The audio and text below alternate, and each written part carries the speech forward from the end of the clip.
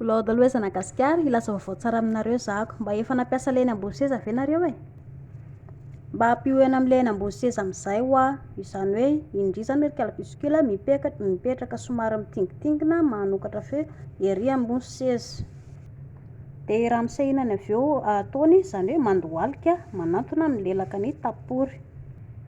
Ny tanandria avy eo afaka manafisafy lohan-dramose na koa afaka ampakarina ambony.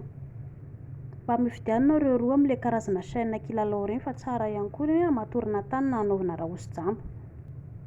Ho an'ny lehilahy rehefa mieritreritra hanampita de hoe le lazaiko foana tsy atao mitsarapadrapaka foana aho mianatra le tandria momba frein la somary ahodikodina kely satria eo am'le madama le somary mitingitingina io zao hita tsara mihitsy hoe akaiky kokoa ela le mifanantona anazy mandritrizay la de afaka manoroka ny madama miadana.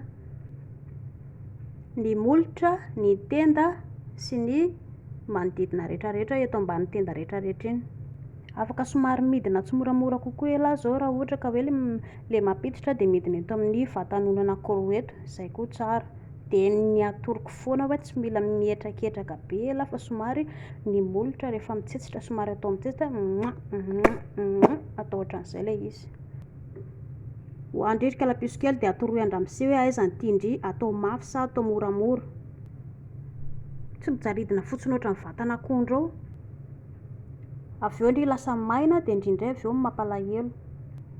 Zay de mazotoa nareo de mazotoa misakafo de mazotoa mihinana régime de mazotoa rehefa avy mihinana sakafo matsiro de mihinana voasary makirana am'zay mba miala ny sakafo tsy hotratran'ny cholestérol. Mazotoa daholo.